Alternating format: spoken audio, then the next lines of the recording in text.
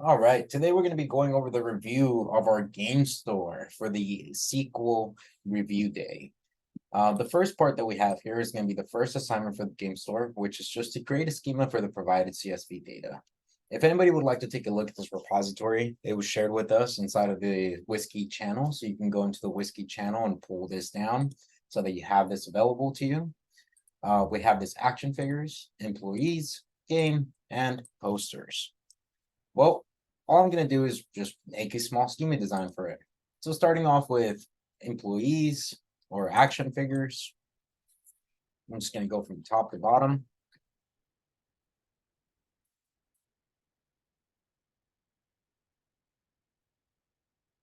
Looks like the name of it has to be ID since that's what was specified. I could always change that later on. Here we have, I also need to add my action figure title, which in this case, I believe it should be a bar chart, and I'm going to make it 30 for now. This should not be nullable. And I don't know much about action figures, but I'm going to go ahead and say that this should be unique. This also seems like something that I would query pretty often. So I may want to add an index. Oh, it doesn't seem like I could do both. So let's do unique and then add a comment saying this should also carry an index for where statements.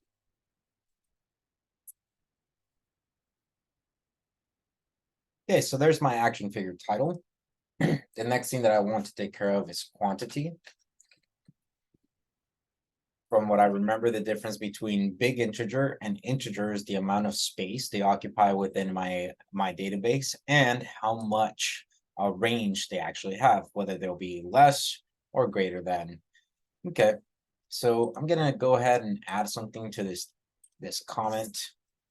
Because not only do I also want it to be an index, I also wanted to make sure that it follows title format. That's going to be part of my checks. This integer should not be unique, but it should have some sort of check to ensure that I have more than one.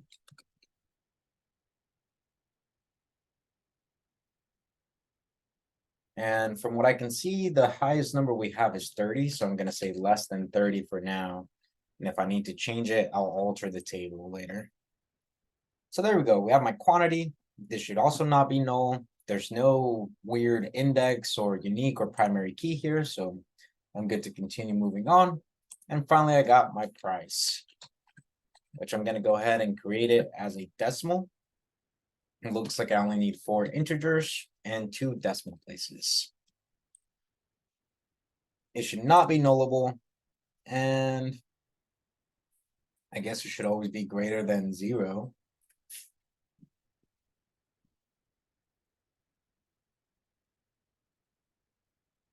And less than 30, I'm going to go with, since that's all I can see here.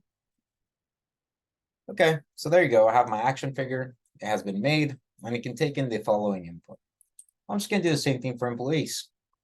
But instead of me talking through it, let's go ahead and have you guys guide me through this portion. Here's my employee. What data do I need to add to my employee?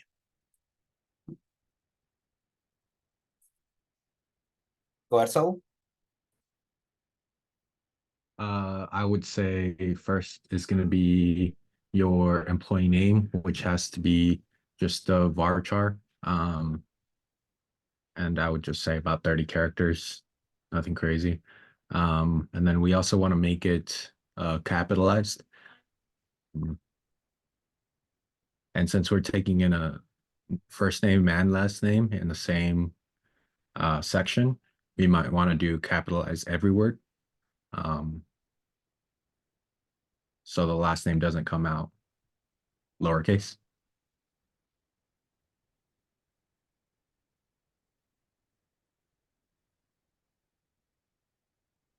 All right. Awesome. Yeah, and it should be nullable. Is there anything else that I should add to employee name? I don't think so. It doesn't have to be unique because some people have the same name. I'm not sure. Maybe an index if we're gonna access it frequently. Yeah, let's add an index in there since we're probably gonna access it quickly. Right, we're probably gonna query by names a lot, so there we go. Now we have our index, we have our employee name. Okay, what's next? Jens? Next is the position, which I think follows the same format. We have the same comment so that it's going to be the what was it? Regex for titles. So we want the first letter to always be capitalized, even after the space. Okay, awesome. And then just, should this be nullable or should it have any sort of index type? So it should not be nullable. Maybe index Okay, yeah. and maybe unique. I don't know if that's necessary. I don't think unique is what if two people work with the same position? Okay. Yeah. Yeah. Go ahead, DJ. On your position note for your title case, you notice you have IT and HR both capitalized, so you might have to change your regex a little bit to allow for capital letters inside the rest of the string instead of just looking for lowercase. Yeah, let's change that. Let's say format where every word starts with an upper and following letters are lower or uppercase. Okay. Great, so there's my employee, I have my ID, my employee name, my position. There's one last thing I'm missing here.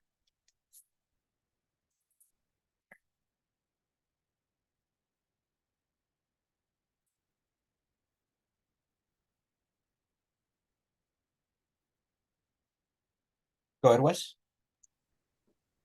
Oh, I was gonna say, to circle back to the name real quick, we might want to allow for lowercase. Because for example, like Emma De Silva is lowercase for the DE. For which part? So like for the varchar for the employee name, Mhm. for example, the person who just presented, they have lowercase in their name. Oh, I see. Okay. Like having like a small edge case for like middle names or middle initials? Or like Yeah, something like that. Okay. Yeah, we definitely could. I don't know if we could add another field here maybe at some point where we could make it optional. And we could make something, what would that be called? The because I don't think that would be like a middle name. It would be like a, I think that's part of a last name. oh really? So that would just fall under the last name? Yeah, it'd be. Yeah. Yeah, I think what I'm gonna have to leave that one out of the picture for now. That way it doesn't overcomplicate things. But that's a good catch, Wes. Go ahead, Terrence. Mine's more of a question. I was wondering whether we wanted the IDs for employees to be serialized or whether it was going to be manually entered. I think we'll do serialized primary keys. I think that might be best. That way we could just make sure that whenever we make an entry, it always catches up and continues moving forward. Oh, which reminds me, we didn't go over the command for catching up the serialized table. We'll cover that today. All right. Okay, awesome. So now the last field that we have is going to be price, or sorry, salary. And our salary is going to be a decimal, which it looks like the highest decimal might be the store manager, which is getting paid at 60,000. So what is that? 1, 2, 3, 4, 5, 6, 7. So it looks like we need 7 with 2 decimal places. Should not be nullable, shouldn't have an index, and we likely are going to need some sort of check for it. Let's say that the check is always greater than minimum wage, which I don't know what minimum wage might be, so I'm going to go with 15. And then I don't know what 60,000 would be.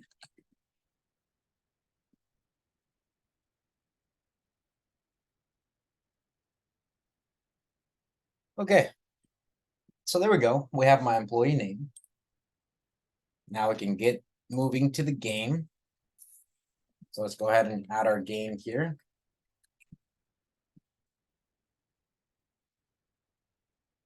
This one is weird because it has a game ID, so our naming convention is already starting to look a little weird. I'll have to make sure that I do some altering tables after this. Well, let's see what's the next column. Now we have game title, quantity, and price. How do we want to format game title in here? I think we would have What, to Chris? allow for,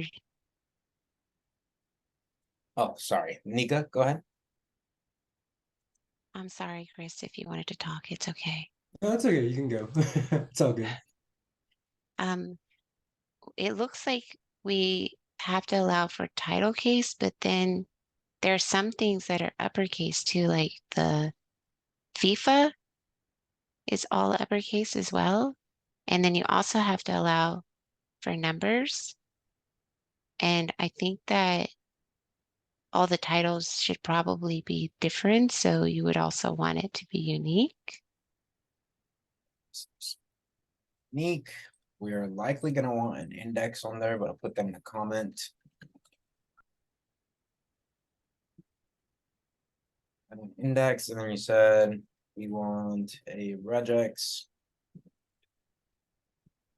that checks capital letters at the beginning of every word and is then followed by capital or lowercase letters. This regex should also allow for special characters such as that and that. And there's no hyphens. Okay, awesome. So it looks like we need to allow for special characters with an apostrophe and a colon. Okay, so there's our game title. We have that added pretty well. The next thing that we'll go over is quantity. What should this be?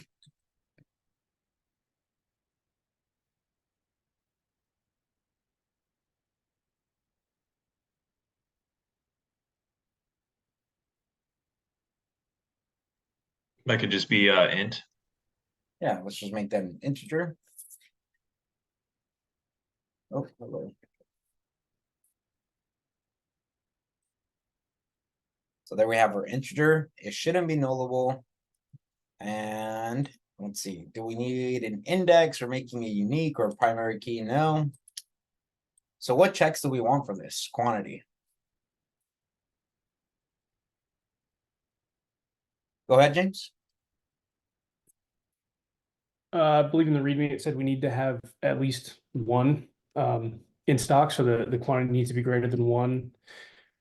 I think there was an upper limit as well, 50 maybe, so between 1 and 50 copies. Perfect. Okay, and the last one that we have here is price, which should be a decimal. Looks like we got 4 and 2. Should not be nullable, doesn't need to be unique, but we do need to check to make sure that it's, I'm gonna say at least 10, but no more than 60. I'll leave it there for now. Okay, so we have our action figure, our employee, and our game. Let's go ahead and move on to our poster, which is the very last one. Okay, so our poster has an ID, which is a big integer with a serial primary key. We have our poster title, which is a varchar that should allow for 30 characters. I'm gonna go ahead and say this is not nullable. This is unique. This should also have an index. And this should check for title format and allow numbers with a special character of dash, and actually this title format is wrong.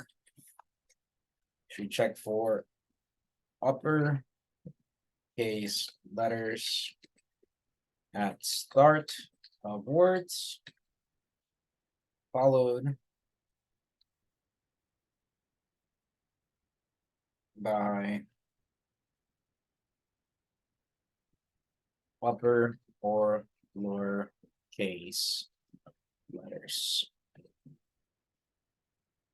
Okay. So there's my poster title. Finally, we have our quantity, which should be an integer. Should not be nullable. It is not unique in any form, and it should not be an index. And we want to check that there is more than 1 and less than 30. Oh, well, no more than 30. So we'll say less than 31.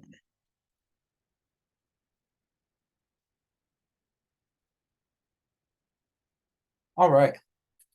And there you go. I have my, oh, missing my price, of course. Price, which is a decimal with 4 places, I'm gonna say. Yes, 4 places and 2. Good. Should not be nullable. It is not unique. And I want to make sure that it costs more than $1 and is never more than, I'm gonna go with $20 here. And now I have all of my tables for my action figure, employee, game, and poster. Okay, great. I just completed part 1.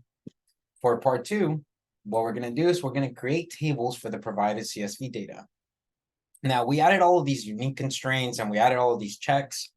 Don't worry about that part yet. Remember, that is part of part 3. That's where we're actually going to add constraints and maybe relationships as well. So please don't add those just yet. Currently, right now, just create the individual tables with their correct fields.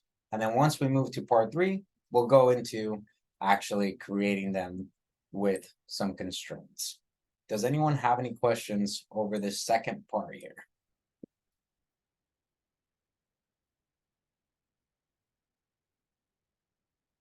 All right, if no one has any questions, I'm going to go ahead and pause the recording, resume the. All right, welcome back, everyone.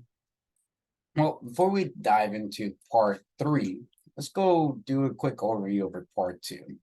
Again, we're not adding any of our constraints or indexes just yet. Currently, all I'm doing is building a table. I was able to build a table for action figure where the characters were 30. I was taking an integer quantity and I had a decimal. I have a table for employees where I have a serial primary key, my varchar, and my decimal all located in there.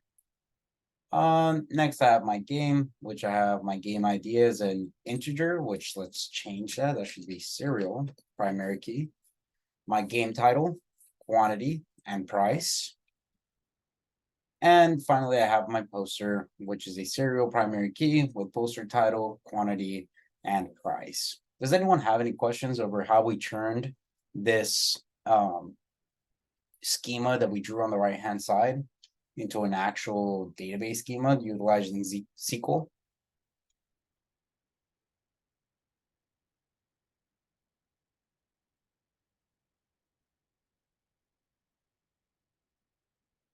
right, doesn't look like there are any questions, so let's go into the fun part, adding some constraints for part 3. So let's take a look here. It's saying utilizing the provided CSV data that that was provided in the SQL file for the game store project, take into account the following consideration and apply the appropriate constraints. So here we have our action figure is saying action figure should only be accepted in title format, integers, and a hyphen within the input string. So let's confirm that. Right, all of our action figures are actually within title format, with the exception of one hyphen. So let's create that check here. Okay, so first I'm gonna add the constraint where the action figure should not be null. So it is not null. It looks like it's supposed to be unique. And we want an actual check.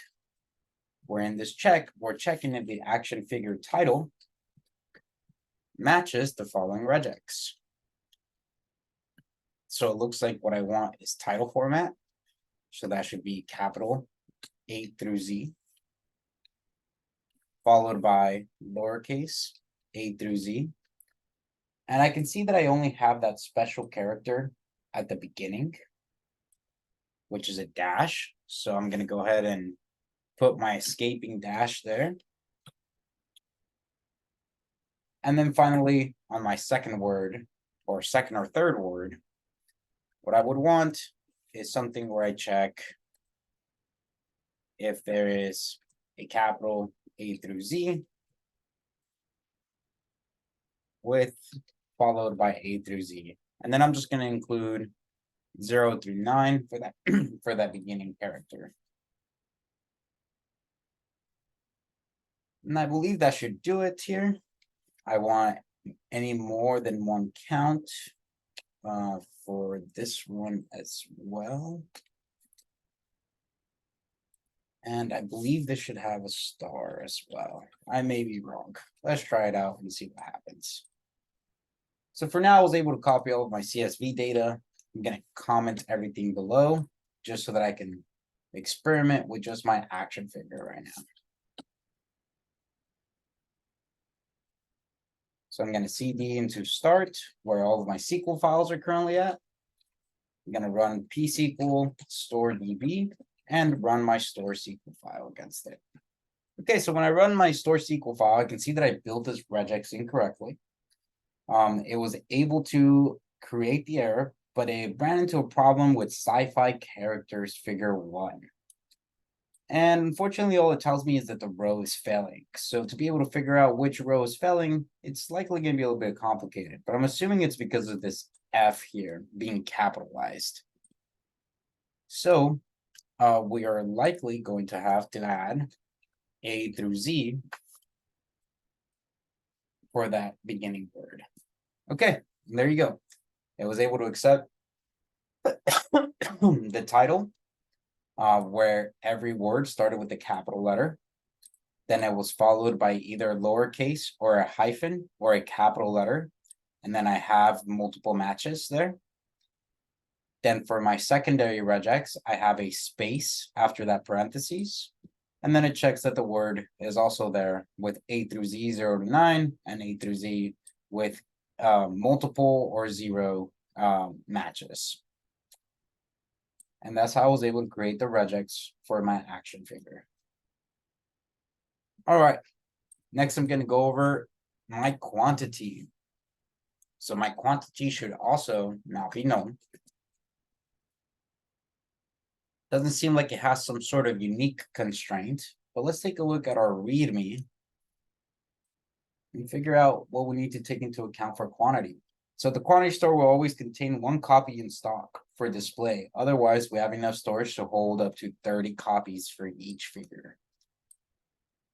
All right, so that's pretty simple. It is not null, it isn't unique. But my check should check that quantity is greater than 0.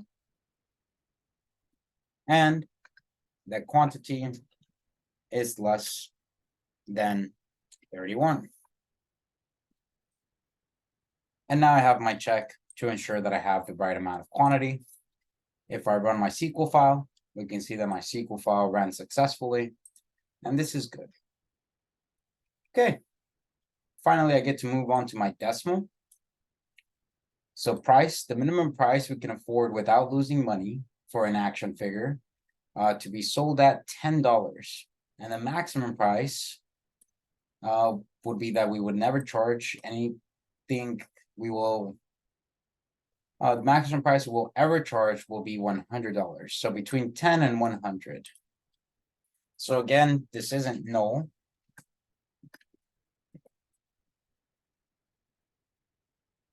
It is not unique, but it does take in a check that checks that price is greater than $9.99. And that, and you know what, I'm just gonna simplify my life here. I'm gonna say greater than or equal to 10.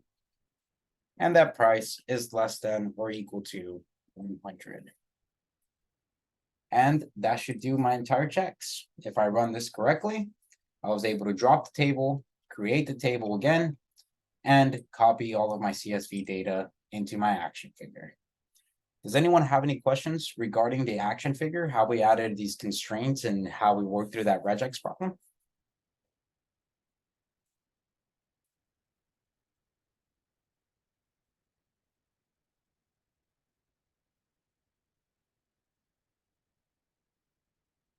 Go ahead, DJ.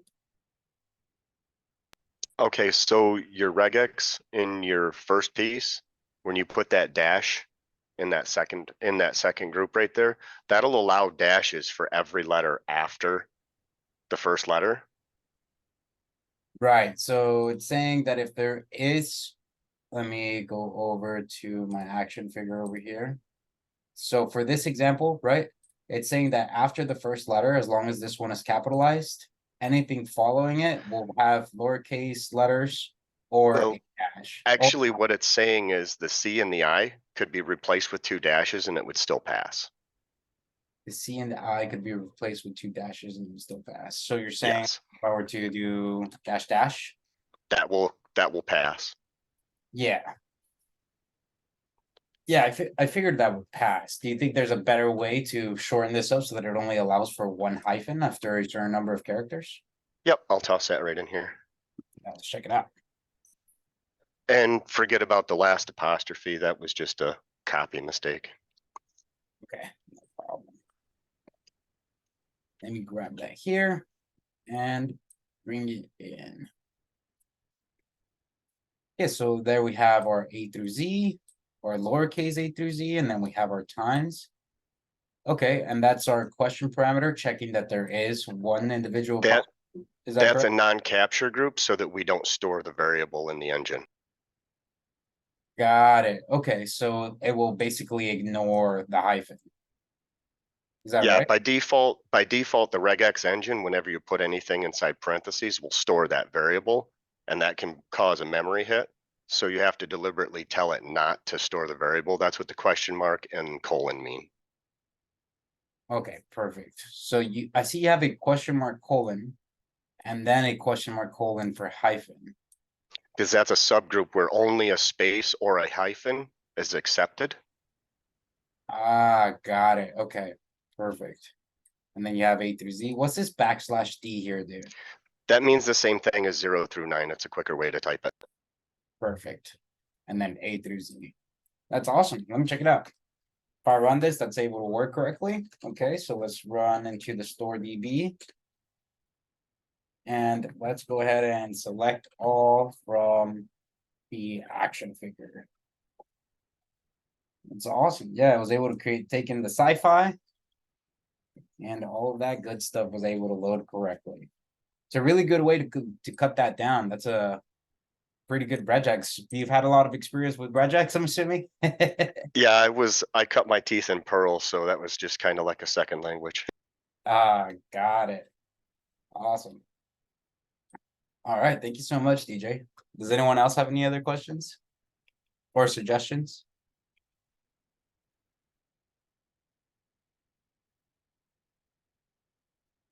I had one other question.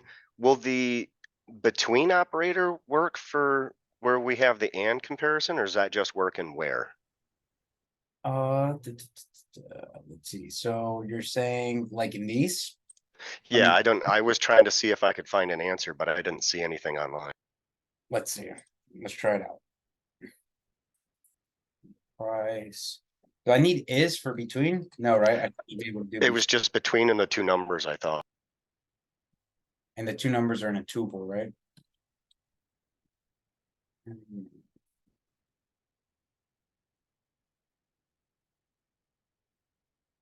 No, the numbers, it was the first number separated by an and then the second number. That's the way I see but I see it used in a where. Let's try it out. Nothing wrong with some experimenting here. Oh, it looks like it did it. Let me try to insert some fake data just to make sure that it's working. Oh, is that a syntax error above it? Where it says relation action figure doesn't exist? No, I think I was able to drop the table before, but then I wasn't able to create it. So that's why it's saying that action figure doesn't exist. No, I mean the one that says line 12 just above it, check price between. Yeah, right there. Yes, it's because I had that those that inserted. Oh, I apologize. Yeah. Yeah. Let's do 11 and we're experimenting with price. So let's try to make this 9. Okay, so it fails at line 12 because constraint price check. Yeah, it looks like the between operator works well. Awesome. Nice. So now we got a little bit of shorthand here. This \D is definitely useful, and I'm going to steal that moving forward. So there you go. Let's move into our next table of employees. And at this point, I'll let you guys guide me through the work for employees. So starting at employee name, all employee names should be in the title format and should not allow for special characters or integers. What do we want here?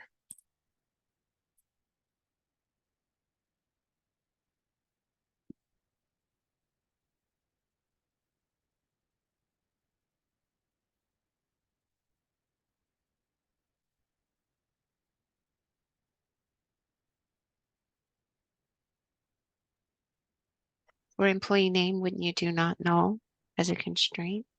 Or you talk, Go ahead again. So we want not null. Awesome. So let's add not null. And I just realized I tapped in the chat in all capital letters. I apologize to everyone. Just equal. All right. So we have not. What else do we want there? I guess we would need to check to make sure it's in the title format that we want. Okay, let's go ahead and check that. So we want employee name to match. And then I'm assuming it's going to be almost exactly the same thing here. Where we're running A through Z over and over again. Gonna run that match.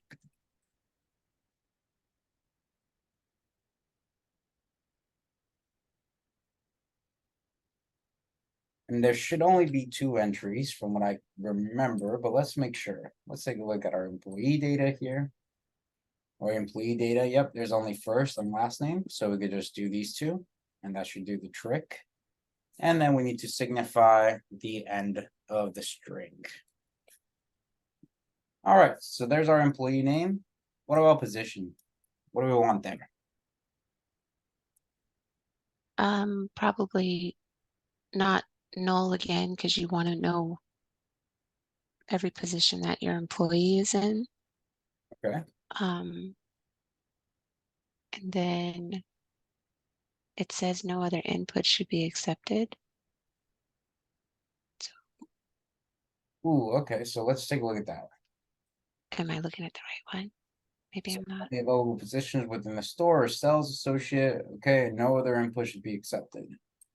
Okay, well, I'm just gonna simplify my life here. Could we do like an N? Like it would Yeah. only accept an N? Perfect. Yeah, let's go ahead and do that.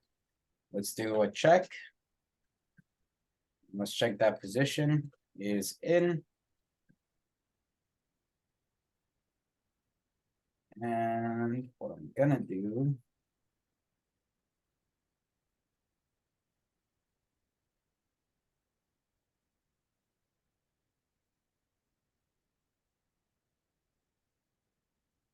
Hopefully this works.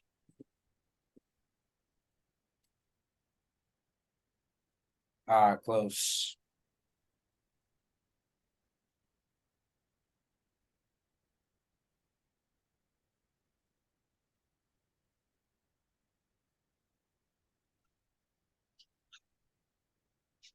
And let me just do a little bit of formatting there, just to make sure it looks nice and pretty.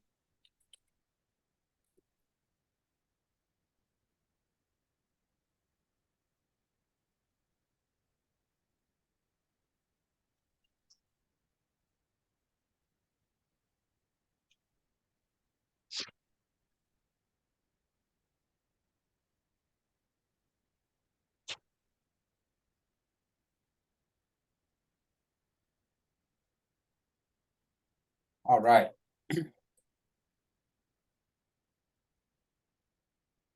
So there we have our position where we're checking if it's inside of these following parentheses. If it is within the set parentheses, it's gonna return true. And I'm just gonna fix that real quick. All right, perfect.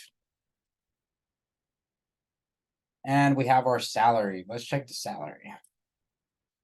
We will always pay above 16.66 an hour, but we can't pay anything higher than 31.25 an hour. Oof. All right, let's see what we can find here.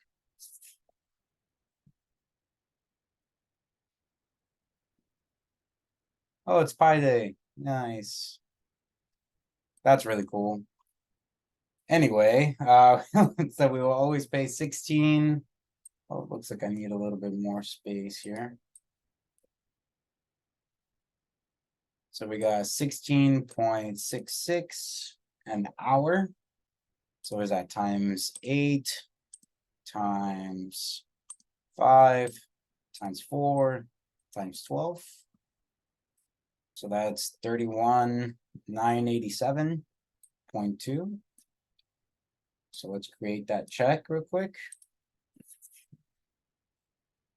So we want it to not be null.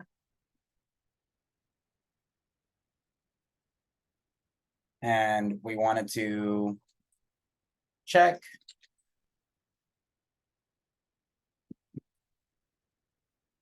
if salary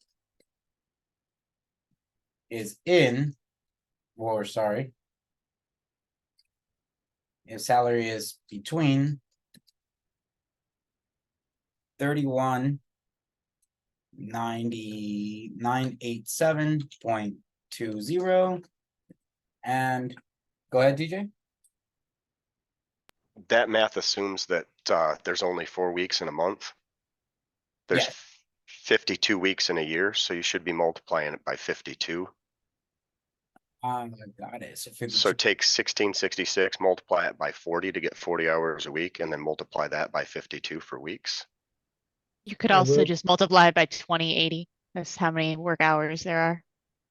I will preface that doing it this way, you get a number greater than the lowest salary from the data.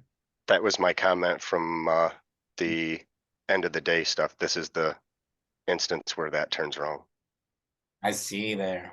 Okay, perfect. So then let's just make our lowest 32 there. Or let's actually keep it here because I think this was the way I did the math, and that's the reason why it came out this way. So my apologies for not accounting for those extra weeks. Thank you so much. No worries. I was trying to figure out how you came up with the math. So it was 31.25, and then you said how times 40 for the number of, and then you said 52 weeks, right? Yeah, but Kara had a better calculation to make it even easier. Oh, what was it? If you just multiply by 2080, like 2080, that's the same thing as 40 times 52. All right. Well, we got this number 6,500. Let's go ahead and plug that in and fish forward. So we have our decimal, we have our check, our salary. And it looks like we have all the information that we need so far. So let's try to see if our employee works correctly and we're able to copy all of our data. Okay, so our employee worked. We were able to copy all of our data. We have our regex in function. We have our position working, and we have our decimal. All right. Let's move into our game.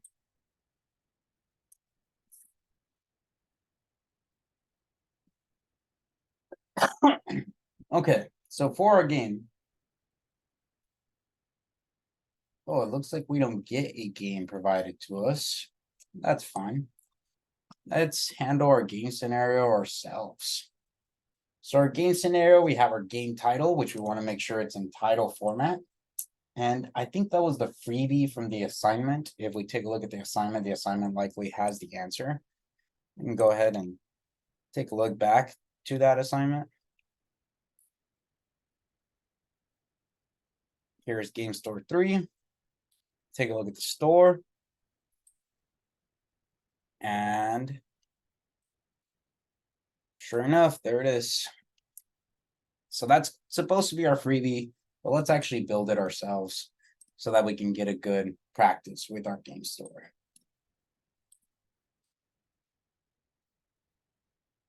There we go.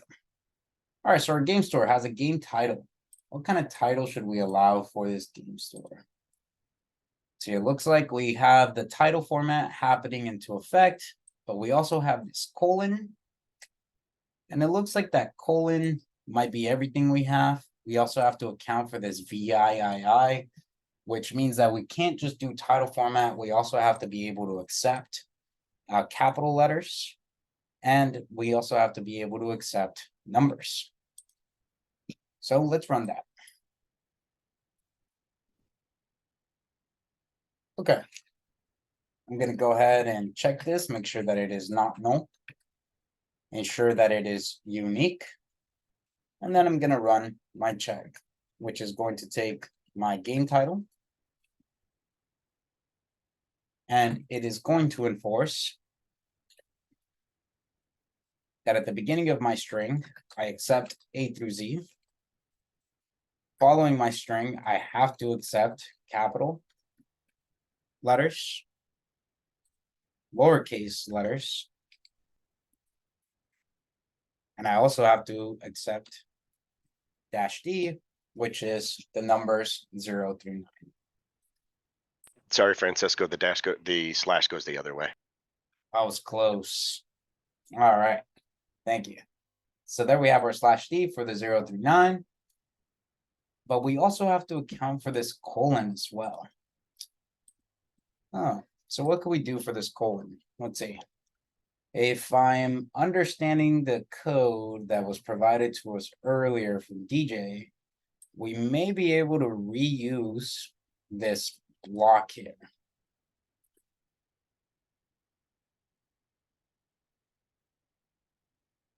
So if I bring it down here and I plug it in, I should be able to reuse this block to where instead of looking for a hyphen, it would look for a colon. Is that correct, DJ? We'll see, sure enough. Yeah, that'll follow the group. That puts into the next group. Just for sanity's sake, I'd close the other group just so you don't forget that other parenthesis there, or you'll get a syntax error. Oh. Got it. Whenever I'm doing this in regex, I try to make sure I open and close everything so I can so I can focus on my pattern in the middle. That makes sense. Okay, so now we got the first part, but I believe we want following words to have this same exact check as well. Let me check here. Okay, we also have to B through Z /D. This may need a star as well. Let's check this so far. I think this should work, but I may be wrong. Yeah, it didn't work. Oh, because of the apostrophe. I wonder if I could just throw in the apostrophe in there.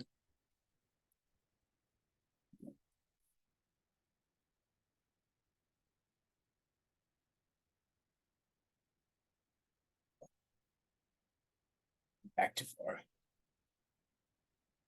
Okay, so to write apostrophes, I think I need to escape somehow.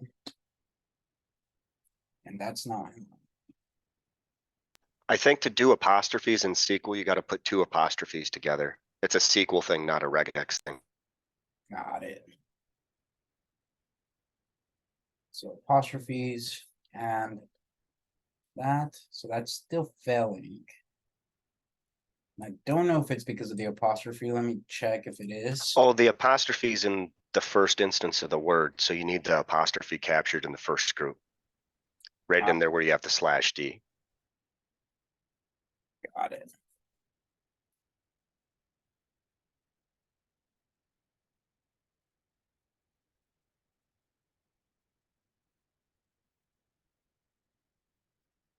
Okay, so there we go. Let's try this out. I took off the apostrophe for now to make sure that the rest of it works. And it seems like we're going to be running into an issue later with Minecraft. Out of all of them, that's the one I didn't expect to fail. It was Minecraft and Overwatch. Let me check here. Oh, because we don't have a quantifier on that group. So the group on your last parentheses, put a star there so you're allowed to have 0 matches. Oh, I see. What is a quantifier? Except 0, it accepts 0 to many matches. I see. Got it. So there Oh, we I see. As in quantity, as in 0 to many. Got Yeah, it. because right Thank you, now guys. it wants that. It's looking for your match, or before that you had the star in there, you had to follow it with either a space or a colon. Nice.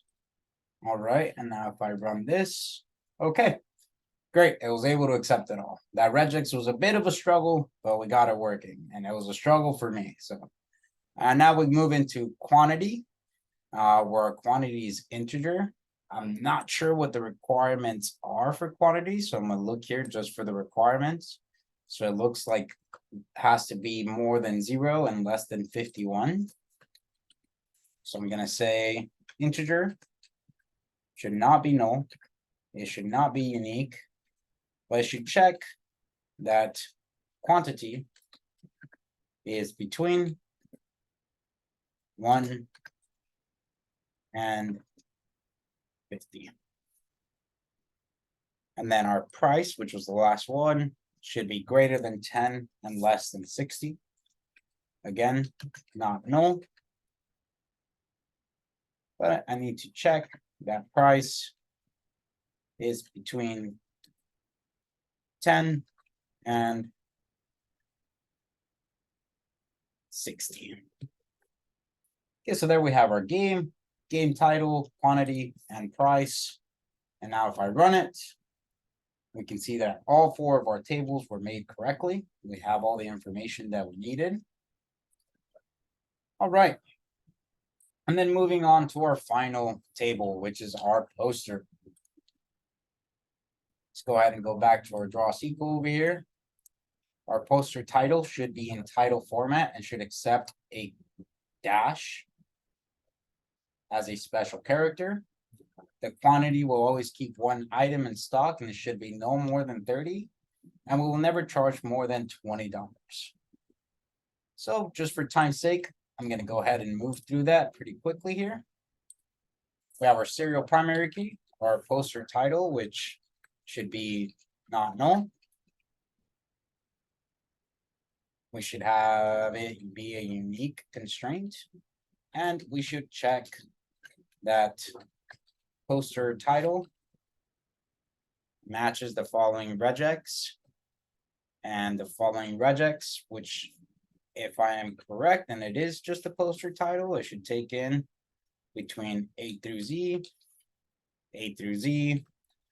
with a backslash slash to escape the slash. And then I want a quantifier for multiple instances of it. And I think that should do it. Let's check that out. Okay, good. I was able to take in the poster. We have our check there. In my quantity, go ahead, Brian. Sorry, will that regex match any character after that first part, since there's no $sign on line 77 at the end? Will that just kind of be open-ended? Ooh, that's a good point. Let me go ahead and add that $sign really quickly here. And That's what I was looking into with the game title too, because that one's incomplete. I'm working on fixing that. oh, game title as well. Okay, let's go ahead and run that real quick. Okay, so now we have a couple of errors here. Let me go ahead and make sure that that's only coming from game first. So I'm gonna comment out this below. Yep, so we have an error coming from game title. It's coming from The Witcher 3. And I think that's happening because I only have one instance, but it is accepting spaces and there is a quantifier. So I wonder why that's failing still. Let me go ahead and grab this portion here.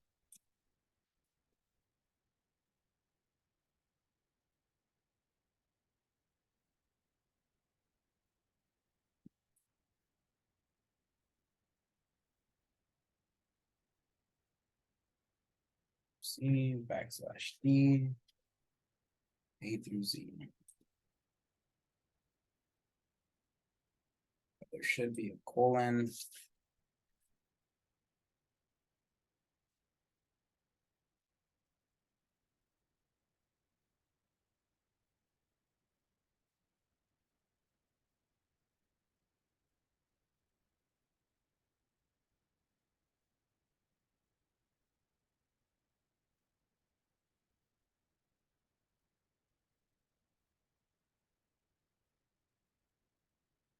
Okay, The Witcher 3 is still failing due to this part. And I believe if I add this over here. Okay, so now we get a different error at Cyberpunk, which is fair. Made that backslash D there as well. Okay, and now we move on to Call of Duty. Looks like we're running into quite a bit of errors regarding this special character. Let's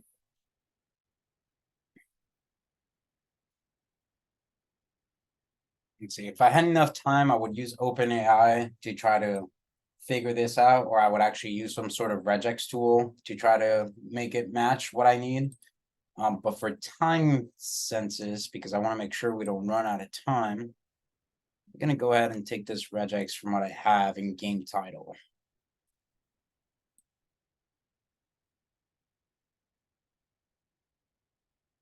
Which should work.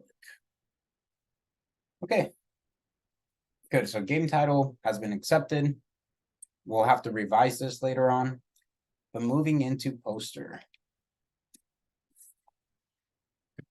Okay, let's make sure that poster works correctly. All right, so movie poster 1 failed. And that's because this needs to also accept 0 through 9.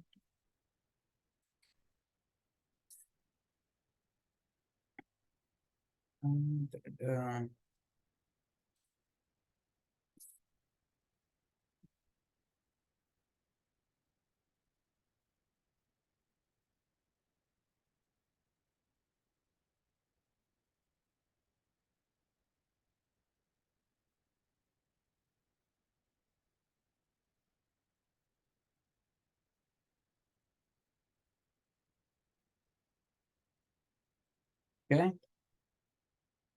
It looks like we're failing the movie poster 1 in general. What could be making it fail?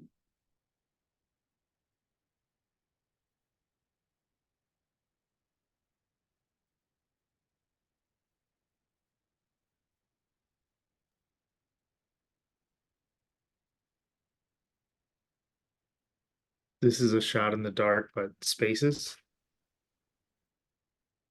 Well, I have one space. So that's how many spaces are supposed to be. Got it. I'm honestly not, regex is not my strongest point. So you guys already kind of blew past what I kind of know off the top of my head. There needs to be a star after that second group in your, okay, so you got your cat, yep, right after that, you were just the next group inside the capture group. So right where your cursor is, there should be a star there. Yeah. Thank you. That's still messing it up. I thought that was it. Hold on. Let's see. Let's try this off from the start. Oh, and I see Adrian, you threw something into the chat.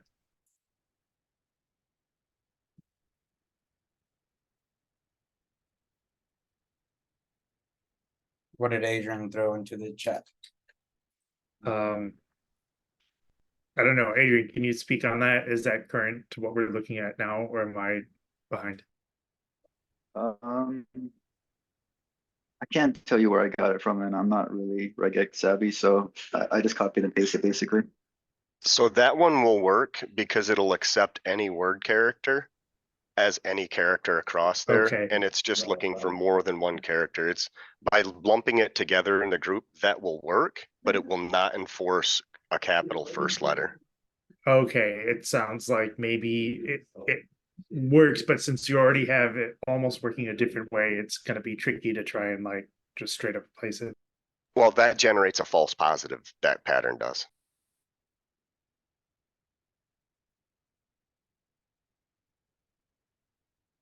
There it is. Okay. So now we have Nice. our capital letter that accepts a follow on capitalized letters or lowercase letters with the exception of a dash. And then we have our numbers 0 through 9 and A through Z as well down below. Whew. All right. So now we got our quantity moving. It is not null, but I want to make sure that I check that my quantity can hold up to 30. So I want to check quantity is between 1 and 30. There we have our price, which is a decimal. And I need to make sure that it is not null, more than 20. Oh no, never more than 20, but never lower than 6. So again, not null. Check. Price is between 6 and 20. All right, and that should be it now. I should be able to run my entire SQL file and get all of my data copied and pasted. That's great. Okay, awesome. We just finished adding constraints into each one of our individual tables that meet our requirements provided. At this point, does anyone have any questions over the constraints, how we applied them, and what they do?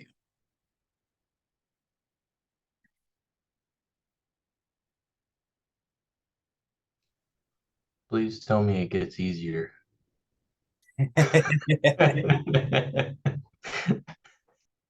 Yeah, I mean, this is a SQL regex, which I've never touched before. If it was like Python or JavaScript, I could somewhat get around, but SQL is a little rough. The difficulty is where it's tossing the colons and stuff in random spots, so it's a little more difficult. Trying to catch that without it having the entire string with those characters in there makes it more difficult. All right, awesome. Well, currently right now it is 11:30. If I'm doing that time conversion correctly, let's go ahead and take the next 20 minutes to tackle part 4 individually.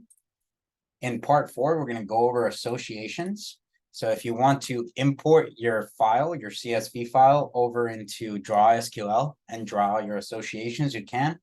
I strongly recommend you draw your associations, even if it's just the tables with IDs and then you're just drawing them to one another, just so you can fully understand them before you start writing any SQL. All right, time on deck is currently 11:30. Let's go ahead and reconvene at 11:50 to tackle Game Store 5 all together. Thank you so much, everyone. I'll see everyone back here shortly. Zoom the record. All right. Again, the last part that we'll be covering today will be doing queries into our database. To do a quick overview of our new schema here, I'm just going to show this image rather than breaking down each individual code. We now have a couple of new tables such as genre, gaming engine, which we created a couple of relationships. We have social security and shifts. Now, our employees are able to have many shifts. And we can see that many shifts belong to one employee here. We can see that each employee should have one social security. we see that game and genre have a many-to-many relationship, and that's why they have this genre game connecting table. And then we have a gaming engine. And that gaming engine has a many-to-one relationship where many games can belong to one gaming engine. So let's start writing some queries to exercise the information that we've collected so far. Our database schema has been created with the correct relationships. Everything seems to be in order, and we can go ahead and start actually querying our database. Well, we're going to query our database writing a SQL file for each one of these scenarios. So, scenario 1, retrieve the names of all gaming engines. So that seems pretty fair. And actually, I'm going to go ahead and put up the schema next to me so that I can look at it whenever I'm writing these queries. Which in retrospect may not work out so well, but we'll see. Maybe I could open it up here. Yeah, now open it up there. All right.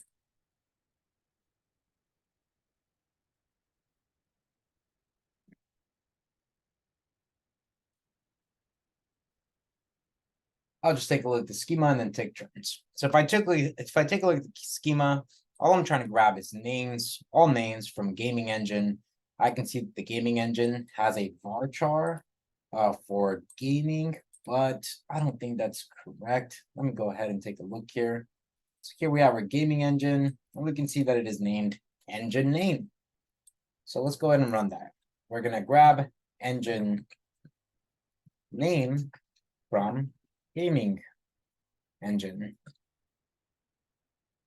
Okay, that should run correctly. Let me go ahead and run this file.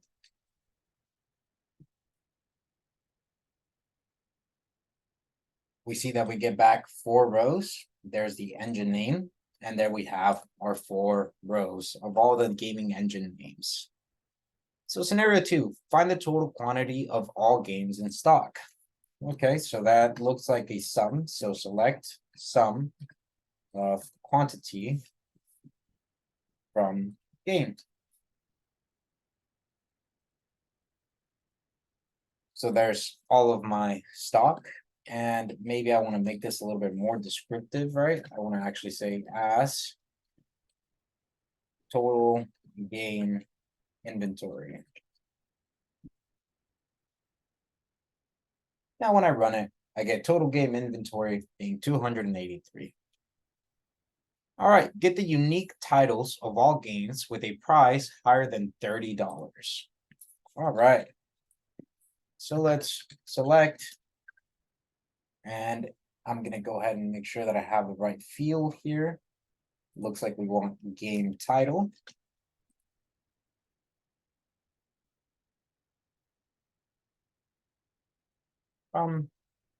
Game.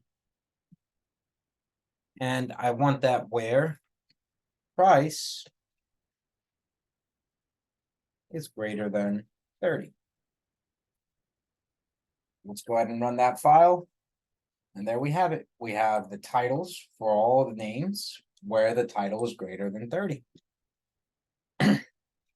All right, scenario 4, list the titles and quantities of games with less than 20 in stock. All right.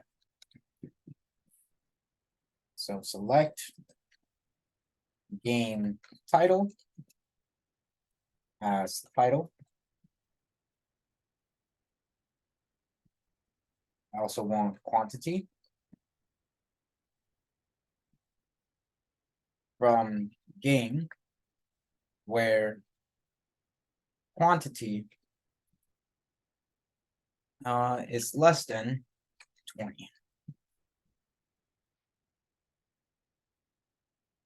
All right, so there we have our title, our quantity. There's only 2 of them. It's Cyberpunk and Call of Duty. All right, scenario 5, find the total number of genre games associations. Okay, so then I'm gonna select count. And if I take a look here, oh, I could just do all actually. From genre game. And there we have 15 different associations. All right, so I just went over these top 5 scenarios. Before I continue going on, does anyone have any questions about the select statements? What select is doing from as, is where, mathematical operators, or count?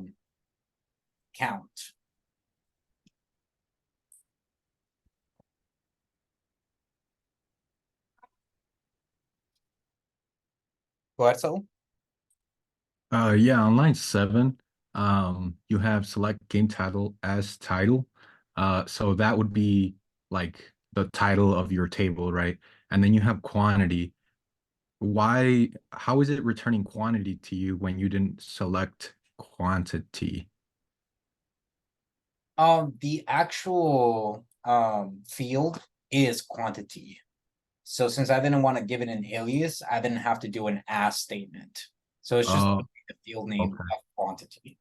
Okay, Yeah. cool. Awesome. Awesome. That makes sense. Thank you. Of course, no problem. All right, let me give it a couple more seconds here.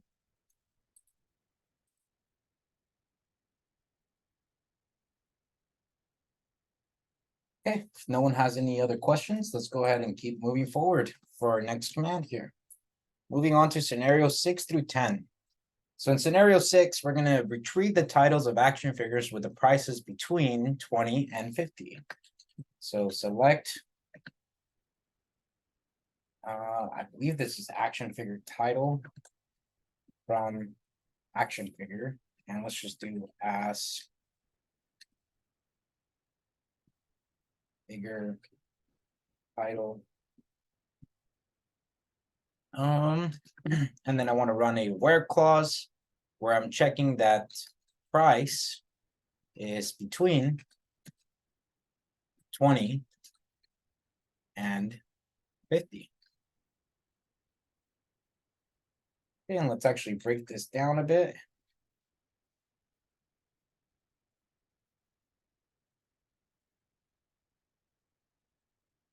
Let's run the SQL file, and there we can get all of our different titles, which is there's quite a bit of them that are between the prices of 20 and 50. Scenario 7 would be list the poster titles and prices for posters with quantities between 15 and 30. So let's comment this one out. Oh. So we want titles. This is going to be poster title and price.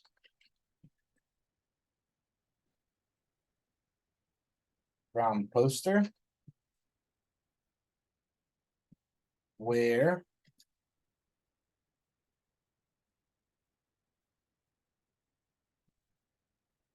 quantity is between 15 and 30. All right, so now if we execute this, we can see the poster title. So there we see movie poster 1, game poster, a superhero poster, all between the quantity of 15 and 30. In scenario 8, we gotta get the names and positions of employees earning more than 40,000 per year. Okay, let's go ahead and move into that. Oh, hello. So select. And I'm gonna actually look at my schema real quick so I could take a look at employees table. So I have employee name and position. So employee name as name. And I also want position from employee where salary is greater than 40,000. Positions of employees earning more than 40,000 per year. All right, so I run that. That was able to work correctly. There I have my name and the position.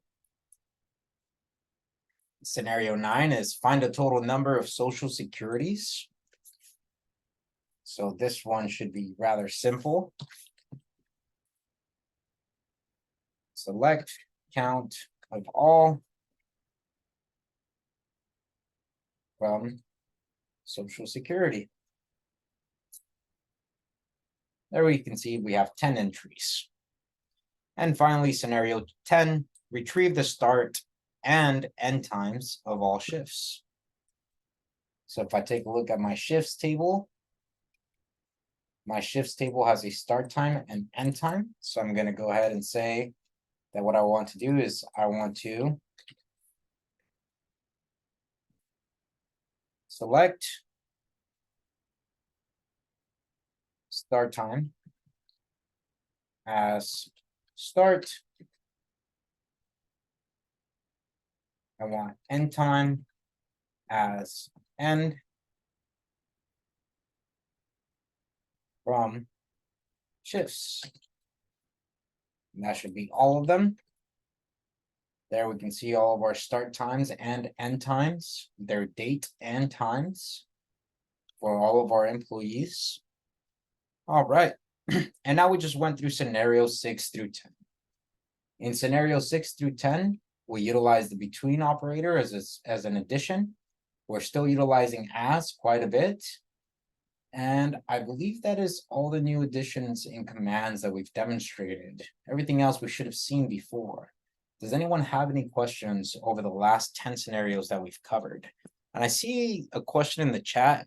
One is from Will, which I will get to that question if I have time within the lecture. I want to make sure that I answer or go through the whole review. The second one says, would the current game store for store.sql schema allow employees to have more than one social security number?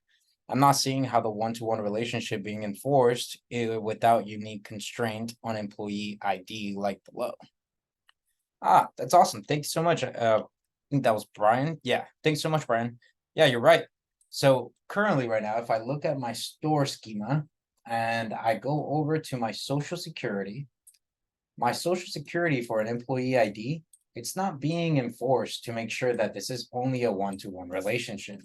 I need to make sure that I turn this into a unique constraint so that I have one-to-one. Thank you so much, Brian. I appreciate it. All right. So that's going to cover scenarios 6 through 10. Let's go ahead and move through 11 through 12. And actually 11 through 15 here shortly. Let's comment this out. All right, so get the names and salaries of employees working on shifts. Names and salaries of employees working on shifts. So that tells me that there's likely not always going to be a shift relationship. So let me take a look at my schema here to figure out where the shift comes from. So the relationship from shifts goes to employee. So it looks like I'm going to need some sort of join table to join this to. It sounds like an inner join because I want to make sure that I only get the shifts that belong to an employee. So let's do that. Let's go ahead and run select, and I think it just wants names. Oh no, it wants names and salaries. So employee name as name. Let's do employee name as name. And we also want employee dot salary as salary. From employee, where employee, and actually I'm just going to go ahead and do some shorthand here. I'm going to give this an alias by adding an E, and I may be getting too fancy because I may be completely wrong here by doing this alias. This may not be correct. Where, oh, sorry. And then I'm going to join employee. Oh, I apologize. I'm going to join shifts on where employee dot employee ID is equal to shifts dot employee ID.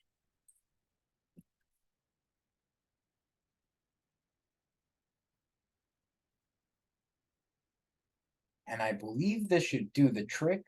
Let's see what comes back from this. All right, perhaps you meant to reference the table E. Okay, so it's because I changed it and placed this into E. So let's do that. All right, so column E employee ID does not exist. All right, let's check that out.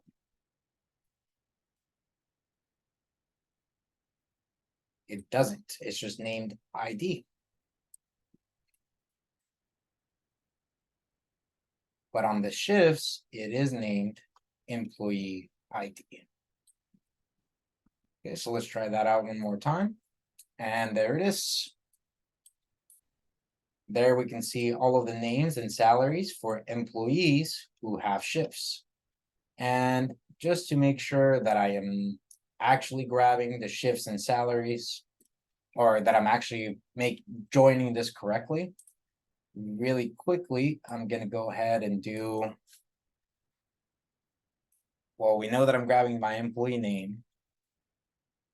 Now let's go ahead and grab some things from shifts. Let's just grab the start. There you go. Everything's being joined correctly. I have my name, salary, and start time with all of the names of my employees, their salaries, and the start time of their shifts. All right. That was scenario 11. Scenario 12. Oh, I see a couple of questions. Go ahead, Yams. Just to be clear, on line 29, that was like a way of saying employee as almost like an alias for a table. So that you could use that on line 28 and line 30 to shorthand employee. Yeah, so you're talking about this E here? Yes. So if essentially I'm not doing the as statement, I am grabbing from employee, but by placing this E or putting a space and then saying something afterwards, I'm saying that this is going to be the alias that I am assigning for this table. Okay, yeah, like a shorthand to do it. Exactly. Okay, thank you. Of course. And then I see a request for, can you also show how to query using the index? Yeah, of course. So you don't actually query and add an index within the query. You can create an index, and it seems like Landon shared this in the chat. So if I wanted to create an index, and so far we've been querying a lot of start times for shifts, and we've also been querying quite a bit for employees, but we know we want to create an index for this employee name. All right, so let's go ahead and add that in here. Let's create index on. And then this is going to take in the subject, or sorry, I'm looking at your comment. On subject, comma ID, create index on table. Got it. Okay, so then in this case, I would name it IDX.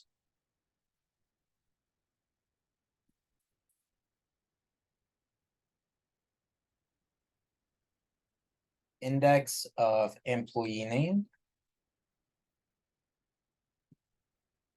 Then I would specify the on statement. Jesus, there you go. And my on statement would then say, well, where is it that I wanted to add it? Well, I wanted to add it to employee on the field employee name. And that right there should create my index for my employee name.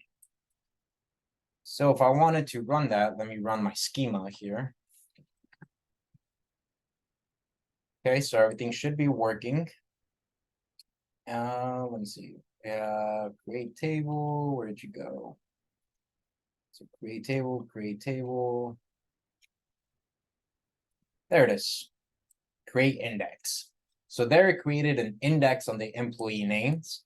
And all that's doing is it's essentially telling Postgres, hey, this is always going to get queried. So or this is going to get queried pretty commonly. So we need to make sure that we keep track of this information more efficiently so that we can return queries for it.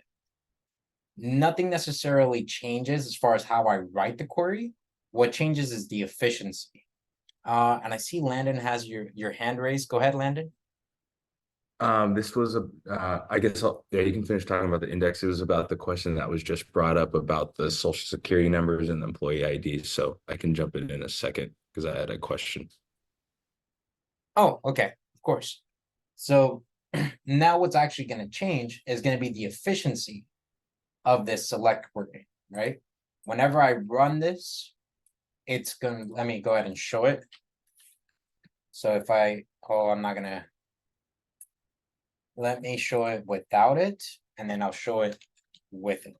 Or here we go. Let's explain, analyze. I wonder if this will work. Okay, so it was able to work. All right, so currently it has an index. It was able to query the information. I'm grabbing employee name, but that's not where I'm using my where statement. So let me go ahead and comment this out because this is a bad example.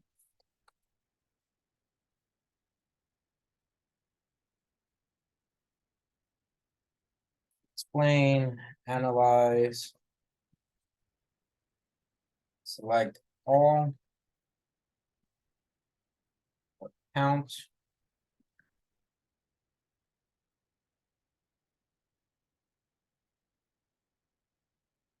From employee, where employee name, like, and let's just do an M with an ampersand in there. Or actually, let's just check. Let's just grab all the names that have M's inside of them. Okay, so now when I run this, I'm utilizing the employee name, all right? And we can see that the query plan is actually coming through, and the entire execution time took 0.56 seconds, right? 0.056 seconds. That's how long it took for me to be able to filter all my information and grab it. Finding took quite a bit of time. The execution was way more efficient. Well, now let's look at what happens when I remove the index that I've created. I'm going to go ahead and reload my store without the index. So we can see that I dropped the table, so the index is now gone. And I think it's gone. I may be completely wrong. Okay, now I'm going to execute with just utilizing the query. So let's look at what the command was before.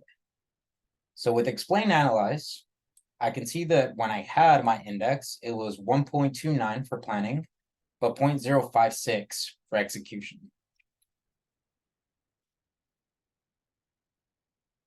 Now, if we look at the planning time here, it looks like it's 0.384, but my execution time was still 0.055.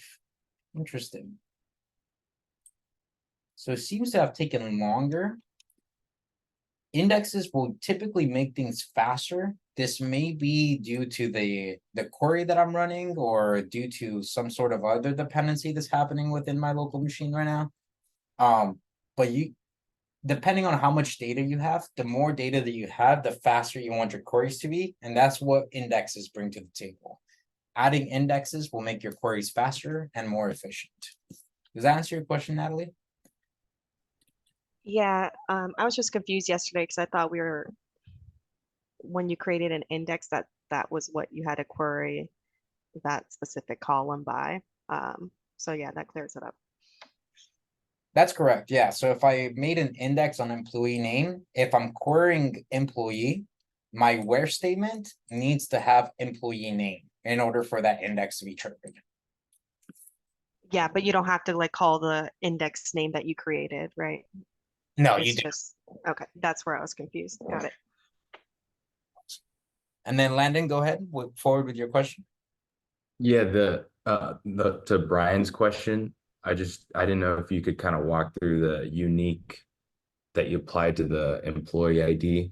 Because you put the unique there, that means every ID in that table has to be unique. And then if you put unique for the social security, then every social security has to be unique. But if you're defining the employee ID as a foreign key, each one has to follow that pattern, has to actually exist in the other table. So are you looking for like a composite key where you combine employee ID and social security so that those combined can't repeat in the social security table? I know what you're referencing to. Are you referencing to where the ID of social security would be kind of like the employee's ID or something like that? Is that right? Yeah, like so in the social security table, I was just kind of thinking at how you would structure it. Like if you you know how you've defined unique on line 106 and Yes. 107, if you just wrapped and made like a composite key that made employee ID and social security unique, that means the pair of those can't repeat.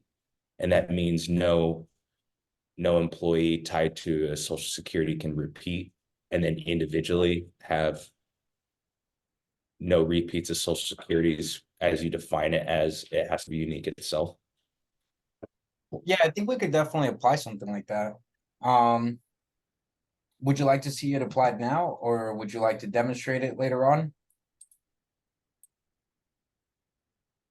Yeah, I don't know if that's just over engineering. I mean, what I was kind of just thinking of what you were thinking with like, because I was thinking from Brian's perspective, if you put the employee ID unique, well, it has to be unique in the sense that it exists in the employee table.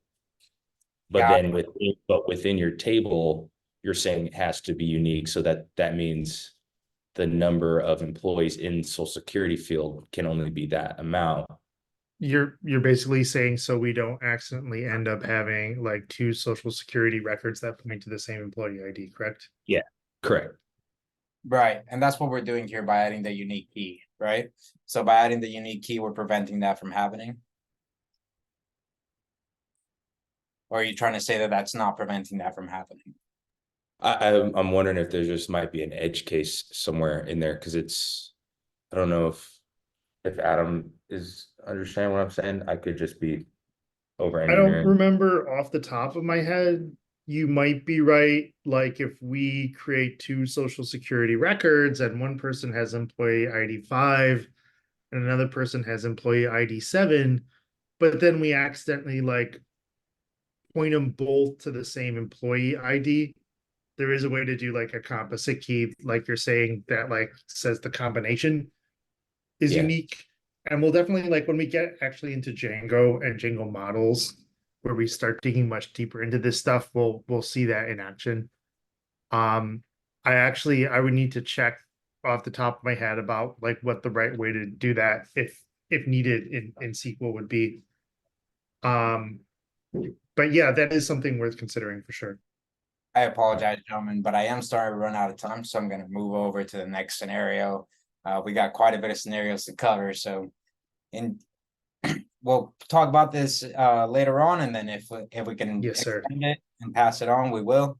Let's move on to scenario 12. So in scenario 12, we have list the action figures with a quantity less than 15. I want to make sure that I didn't already do that. So let's go ahead and do that real quick. So select all from action figure where quantity is less than 15. And now when I go ahead and execute this, we can see there we have our quantities or our three action figures where the quantity is less than 15. In scenario 13, retrieve the titles of a game with the word Warzone in their title. So let's select, and it seems like we just want the title. So let's grab game title as title from game, where game title like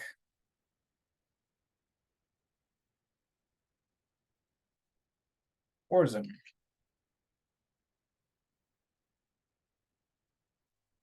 Okay, now we run that. We get 0 rows, but we should have at least 1 row.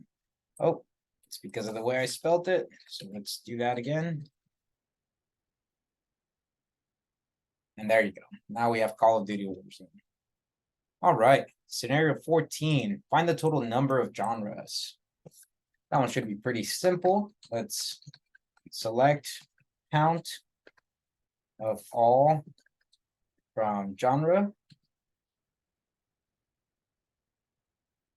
We have our 10 genres. Scenario 15 is get the names and quantities of action figures with price over 2,700. So select action figure title and price. Oh, sorry, it's quantity from action figure where price is greater than $27. Okay, there we go. We have 2 of them. Moving on to scenario 16. In scenario 16, we have retrieved the names of employees in the IT specialist position. So let's go ahead and select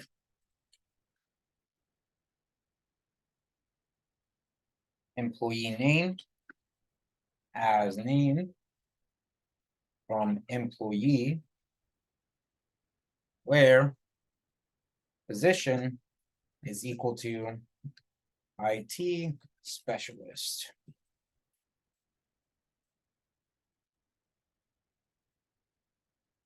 All right, we only have one, which is Chris Wilson. All right. Scenario 17, list the game titles with quantities greater than 25.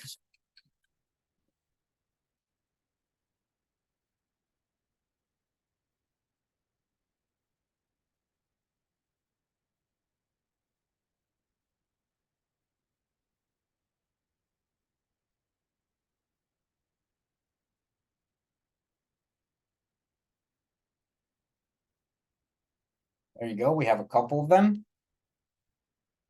Scenario 18, find the total quantity of all items, games, action figures, and posters.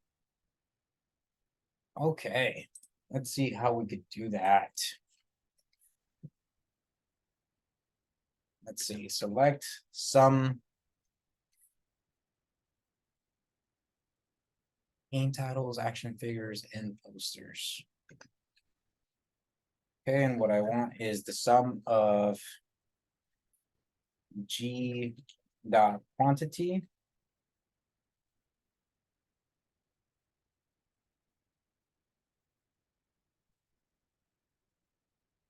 and this is me totally guessing. I may be completely wrong.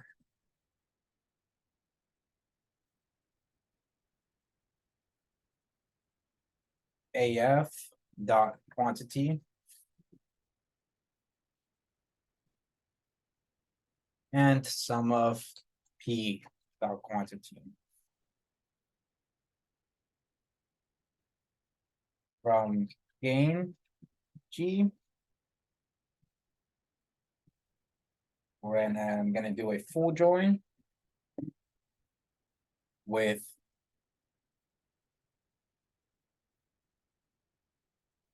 action figures. Not sure if I have to do something like an on statement here. I'm sure I do have to specify an on. But if it's a full join, it's going to return them regardless whether there is a match or not. So I guess I could pass in almost anything here.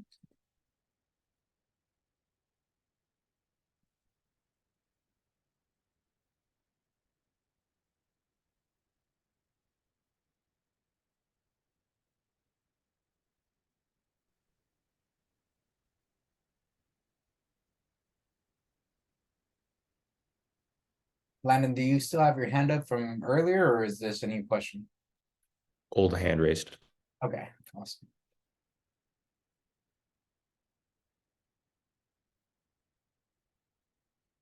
And again, I may be totally wrong with the way I'm doing this. This one's gonna take me for a good trip. Let's do poster P on AF dot ID is equal to P dot ID. Okay, let's see what kind of error comes up from this. G dot ID, perhaps you meant to reference the column AF.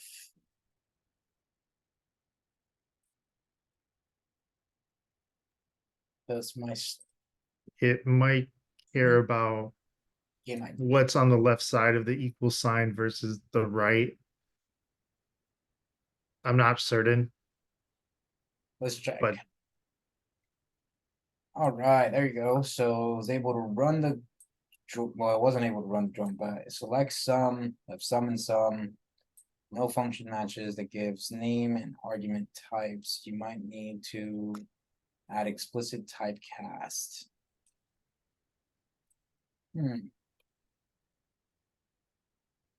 May have to come back to this one. Well, let me see if I could just grab all of this information to begin with.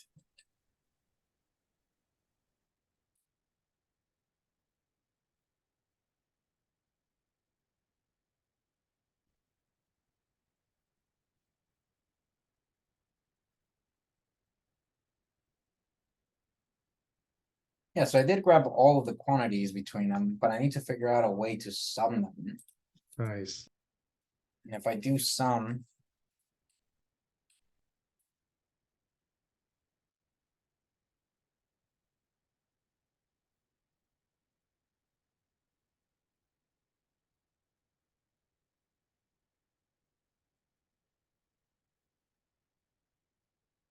wonder if this would work.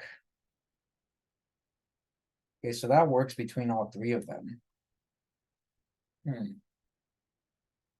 How could I sum all three of these fields together without the sum function? I wonder if, I don't know if this is correct or not, giving them aliases, because then maybe the sum of sum can tell them apart, but that is a guess. I just used a mathematical operator. Oh, you Plus. just straight up use plus? Yeah.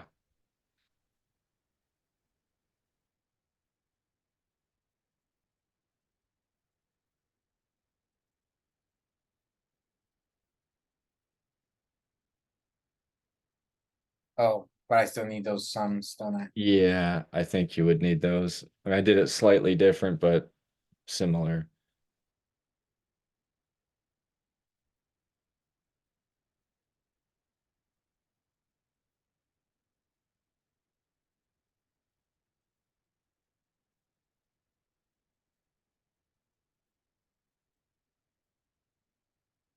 There you go. That did work. Nice. Great. Awesome, thank you. All right, so now we got scenario 18 done, which was rough. Scenario 19, let's see how much time I have. All right. This is gonna be our last scenario, and then after that, we'll call it. So scenario 19 is retrieve the social security numbers and names of employees with salaries over 50,000. Let's see if we have any more where we need a join table. Retrieve the employee names and salaries. Nope. Find the total quantity of action figures in stock, get the titles and quantities of gains. List the names and salaries of employees working on shifts with the start time. There you go.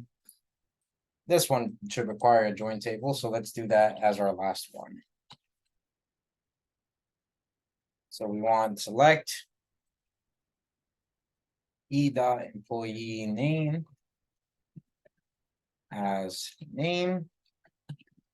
And what else do we want? We want salaries, E dot salary as, and actually I'm just gonna leave that alone as the salary of employee. So from employee E, where I'm going to do an inner join. Start time with shifts on where shifts dot employee ID is equal to E dot ID. All right, And then finally, I need a where statement.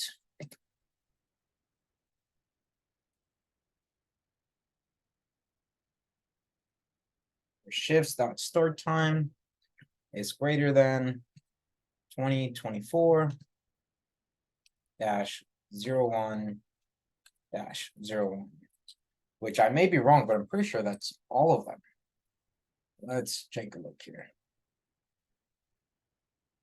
Start time 24/24/01. Okay, no operator matches the given name, argument type, zone, and integer. Let me try to turn that into a string. There you go.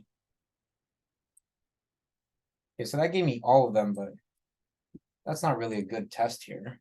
Let me see if there's another time zone on. There's this one. Names and positions of employees working on shifts with a start time before. Okay, so let's try this one out. We're gonna do 2024. It's gonna be less than, and all I'm changing is salary to position.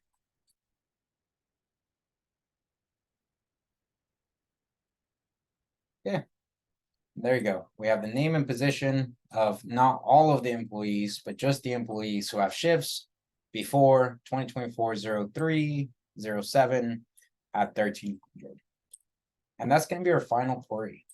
At this point, does anyone have any questions over any querying that we did today?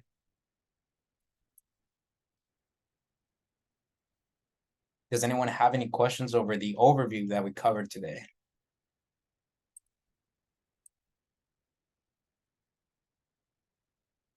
All right. If no one has any questions, that's going to conclude our lecture. I'm going to go ahead and stop the recording.